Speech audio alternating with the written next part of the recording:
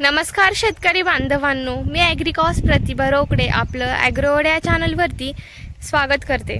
तर शेतकरी बांधवांनो, पावसाळ्याला सुरुवात झालेली आहे आणि पावसाळ्याला की एकदा सुरुवात झाली की शेतकऱ्यांची लगबग सुरू होते पेरणीसाठी। तर आजच्या व्हिडिओच्या माध्यमातून मी तुम्हाला बाजरीच्या काही व्हरायटी सांगणार आहे की ज्या टॉप आहेत आणि एकदम बेस्ट, त्यापासून आपल्याला गळीत मिळतं, उत्पन्न मिळतं। तर अशा काही मी टॉपच्या व्हरायटी सांगणार आहे। त्यासाठी तुम्ही आपला व्हिडिओ शेवटपर्यंत व्यवस्थित बघा की जेणेकरून तुम्हाला सविस्तर माहिती होईल। त्याचबरोबर शेतकरी बांधवांनो, जर तुमचे इतर पिकांबद्दल काही प्रश्न असतील तर तेही नक्की मला कमेंटद्वारे कळवा। नक्कीच यावरती मी तुम्हाला रिप्लाय करेल। आणि आता सध्या काय होत आहे ना की पावसाळा म्हणजे पाऊस पण एवढा जास्त येत नाही आहे आणि आला तर काही भागांमध्ये पडतोय, काही भागांमध्ये नाही पडत। पण आता बऱ्यापैकी पेरण्यांना सुरुवात झालेली आहे, त्यामुळे म्हटलं की चला एक व्हिडिओ आपण बनवूयात। बाजरी असेल किंवा आता सोयाबीन वगैरे, तर सगळ्याच शेतीविषयक पिकांची आपल्या चॅनलवरती माहिती इथून पुढे येत जाणार आहे।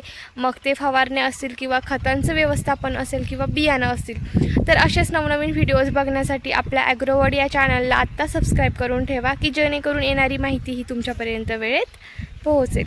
तर चला आपण आजच्या मुख्य व्हिडिओला सुरुवात करूयात। तर शेतकरी बांधवांनो, बाजरीमध्ये पहिली बियाणाची व्हरायटी म्हणजे माहिको या कंपनीची 204 ही व्हरायटी।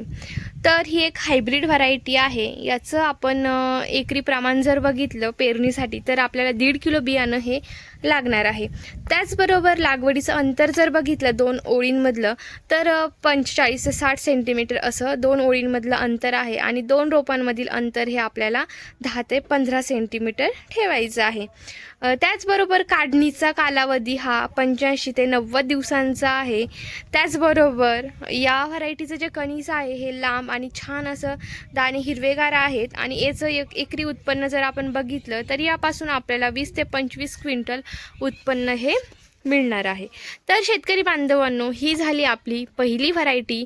यानंतरनं दुसरी व्हरायटी म्हणजे क्रिस्टल या कंपनीची PA 9285 ही व्हरायटी। तर ही जी व्हरायटी आहे याचा हार्वेस्टिंग टाईम 85 ते 80 दिवसांचा आहे।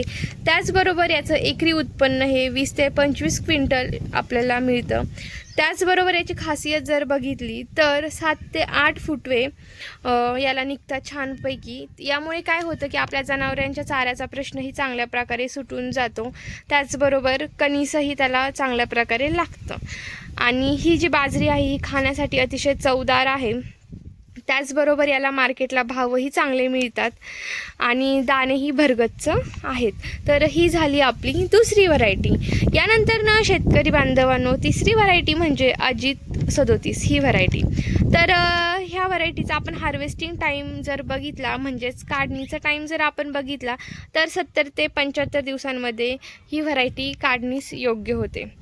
त्याचबरोबर 20 ते 22 क्विंटल उत्पन्न आपल्याला या व्हरायटीपासून मिळतं। या बाजरीचा जर रंग बघितला तर हा करडा आहे आणि बाजरीची उंची जर आपण बघितली तर 5.5 ते 6 फूट आपल्याला या बाजरीची उंची बघायला मिळते। आता यानंतर ना चौथी व्हरायटी म्हणजे बायोसीड या कंपनीची 366 ही व्हरायटी। तर या व्हरायटीचं उत्पन्न आपल्याला 15 ते 20 क्विंटलपर्यंत मिळतं। बाजरी ही हिरव्या रंगाची आणि टपोरे दाणे आहेत, म्हणजेच बाजरीचा जो रंग आहे हा छान प्रकारे हिरवा आपल्याला बघायला मिळतो आणि दाणेही भरगच्च भरले जातात आणि खाण्यासाठी अतिशय चविष्ट ही व्हरायटी आहे। तर ही झाली आपली चौथी व्हरायटी। आणि ह्या व्हरायटीचं हार्वेस्टिंग टाईम जर आपण बघितला शेतकरी बांधवांनो तर 85 ते 90 दिवस या व्हरायटीला लागतात। त्याचबरोबर याची उंची ही 5.5 ते 6 फूट आहे। यानंतर ना आता पाचवी व्हरायटी म्हणजे पायनर 86 M84। तर ही पण व्हरायटी एकदम बेस्ट आहे, 86 M84। तर याचा हार्वेस्टिंग टाईम जर आपण बघितला तर 85 ते 90 दिवसांचा हार्वेस्टिंग पिरियड आहे।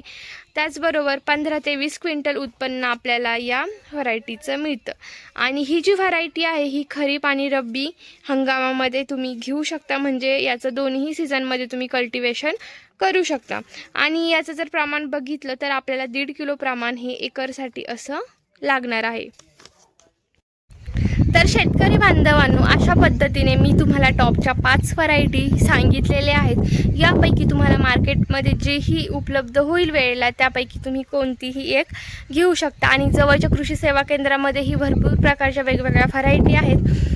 तुम्ही दुकानदाराला चांगलं व्यवस्थित विचारून त्यातली एखादी व्हरायटी सिलेक्ट करू शकता. कारण काय होतं ना, की आपल्याला वर्षभर आपल्याला धान्य लागत असतं किंवा भरपूर लोक हे विकण्यासाठी ही धान्य करत असतात. मग जर त्याला चांगली मागणी नाही मिळाली किंवा दाणे जर चवदार नाही निघाले किंवा आपल्याला त्यापासून गळीत जास्त नाही मिळालं तर यामध्ये शेतकऱ्याचा पूर्णपणे लॉस होतो.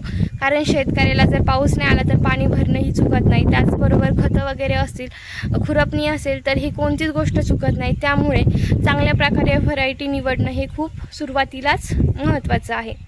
तर अशा पद्धतीने तुम्हाला बाजरी या पिकाची पेरणी करायची आहे. आता यानंतर ना आपल्याला कोणतं खत बाजरीसाठी टाकायचं आहे किंवा इतर पिकं असतील तर त्याचं मॅनेजमेंट जर तुम्हाला बघायचं असेल तर आपल्या ॲग्रोवर्ड या चॅनलला आत्ता सबस्क्राईब करून ठेवा.